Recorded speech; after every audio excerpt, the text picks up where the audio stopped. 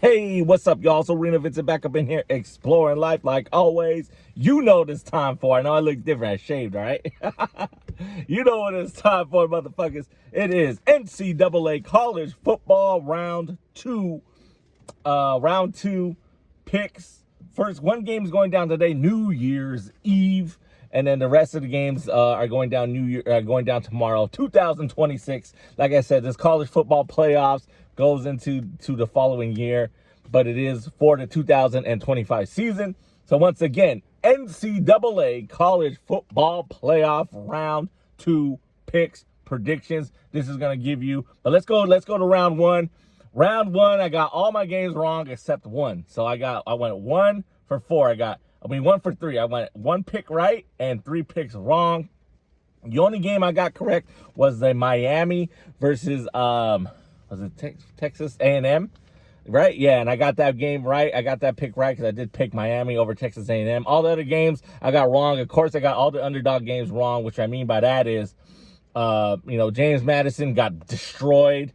The only Tulane had their chances. I listened to the whole game. Tulane played against forgot who they played against. They had their chances, man. They were in that game to a point. They didn't capitalize too many turnovers. You know what I mean? So I got that pick wrong as well. And then of course Alabama versus Oklahoma. I had Oklahoma. I didn't think Alabama deserved to be in the playoff. But hey, that's what it is. You get in, you do what you got to do in the playoffs, and that's what Alabama is. It's getting in. They got in. Through the committee and all that picking, and now they're doing what they got to do, and that's all that matters. So that's why all that matters in the end of the day is getting to the playoffs. You can be like, that goes for any sport. Okay, there's gonna be motherfuckers gonna be like, oh, your team didn't win the division, your team was a wild card. It doesn't matter, motherfucker. All that matters is you get into the playoffs and you go all the way and win it all. That's all that mattered. That's the thing people need to fucking understand. Now, if you win a division and you get eliminated in the playoffs, guess what? You can hold on to that little division. You can put it on the little Raptors. You can put a little on the fucking wall of your stadium saying division champions. You know what I mean? Even if you win your conference, even going to the playoffs, going to the championship game, whatever the fuck your championship game is called, you can put that on the Raptors or saying, hey, you were your conference champion or whatever. See? But that's it. But if you go to wild card, you get into the playoffs any other way, you got to get it and make it count. But, it is what it is. Alabama did what they had to do. Oklahoma dropping that 17-point lead. It's funny because I was listening to that Alabama game, Alabama versus Oklahoma in round one of the college football playoff. Man, the announcers kept bringing up the fact that Oklahoma has given up a 17-point lead, I think, to Alabama, or had a 17-point lead before in the playoffs or some shit. And they gave it up, and that's what fucking happened. And it is what it is, man. That's why you go up on a team. Take all that bullshit, that sportsmanship out. Look what Oregon did to James Madison, and then look what happened to Tulane. If you just keep running up the fucking score and give no fucking hope, that's what you need to learn out there. I get you don't want to hurt people because it's the first round, but you got to go all out like it's no other game ever. You know what I mean? That's my personal opinion because you don't want to give these motherfucking teams hope. Oklahoma, look what happened. Alabama came back from that 17-point deficit, which is basically 2 touchdowns and a field goal. You know what I mean? But then Alabama keeping Oklahoma from scoring, that was the thing too. You know what I mean? So that's what happened. So I went 1 for 3. So I got 1 pick right, 3 picks wrong. It is what it is. Now let's get into round 2 of the college football playoffs. And that's going down today. First game, the only game, starting at I think it said 4:30 my time. I'm on the West Coast, motherfuckers.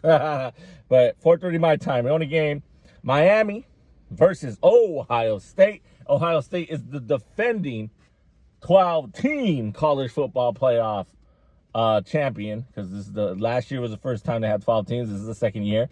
I'm gonna take Miami with the upset. Now Miami can't play. Their defense can play like they did against Texas A&M, right? If Miami's defense can hold Ohio State from scoring, Miami's offense just got to show up now.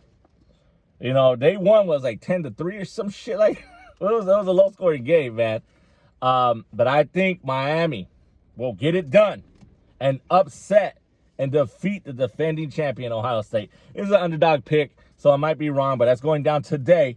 So check it out if you're at home, or if you're not listening to, you can listen to on the ESPN app. I don't get paid by any of these motherfuckers on ESPN app or whatever radio apps that you got out there. Check it out, listen to it if you can't watch it. But that's going down today, New Year's Eve. Miami versus Ohio State. I'm taking Miami with the upset. Tomorrow's games, first game on the docket I see is going to be the Oregon Ducks taking on Texas Tech. I was going to originally pick Oregon. I had it circled. But then I just something about the coach of Oregon. I just didn't like, I don't really care for him. Not because, I just don't like him because I remember when Colorado came, when Deion was like on his thing. And I remember this fool was talking shit. I mean, it wasn't talking shit. He was hyping his players about, I forget what, we searched something about clicks, a substance, not clickbait or some shit. It was making fun of Deion and saying that Deion's is all hypey and shit like that. I just didn't like that. You know what I mean? To me, it's like, bro, you like, I understand it. And the fact that then there was other rumors, now cut all that part out. Those are facts that the coach was talking about, you know, substance over clickbait or some shit like that. Now, this is my opinion now. My opinion is then there were supposed rumors that coaches were giving or calling Oregon planning against Deion because Deion was on that winning streak or whatever. You know what I mean? So, I don't know. To me, I just don't care for Oregon's coach. I know it's a good coach. Oregon's a good program. And then politically wise, Oregon Nike guy donating all his fucking money to Republicans. Get the fuck out of here with that bullshit. You know what I mean? Just rich trying to stay rich. You know what I mean? But it is what it is. I am taking Texas Tech. I mean, what the fuck? Why am I taking Texas in Texas? You know what I mean? But I don't know, man. I just don't care for Oregon. This year, I was a Pac-12 guy, a loyalist to the Pac-12. But they all left. They should have just stayed in the fucking Pac-12. You would have had your own, you know, number one seed and all that, but whatever. So I'm taking Texas Tech to defeat Oregon and move on to round 3. That's that, period. All right, next is Indiana versus Alabama. You already know I'm taking the Indiana. Was it the Hoosiers? I'm taking Indiana and Mendoza. Shout out to his Hispanic heritage. He's Cuban. But again, Mendoza, would you say, was like a white passing motherfucker. He looks light-skinned. You know what I mean? But I don't care. I like when people who can pass as white actually recognize their people. You know what I mean? Their heritage and all that. So shout out to Mendoza. I know he's a little quirky or dorky motherfucker, they say too. But that's cool too, because that's more humanity. That's more humane. That's more people. People can relate to that more than a motherfucker that's been training all their life and playing sports and shit all day. You know what I mean? So shout out to Indiana. Let's upset. I mean, I don't know if they're going to be upset because Indiana has the bye week. Alabama's coming in there like they got something to prove because a lot of people, they've heard the echoes that they didn't belong in the playoffs. I'm taking Indiana to do what they got to do. Come on, Mendoza. You know what you got to do. Defeat the Alabama Crimson Tide and send them ass back to the South. Let's go, Indiana. I'm taking Indiana with that victory. And last but not least, it's the battle of the Jim Crow law states of the dirty South. I looked it up before I made it, man. They were, you know, y'all motherfucking South, Atlanta and Mississippi, very, very harsh in the Jim Crow law, separating segregation and all that shit. But, you know, it's different now. But now it's Ole Miss taking on Georgia. I originally was going to take Ole Miss. I have them circled right here. Circled.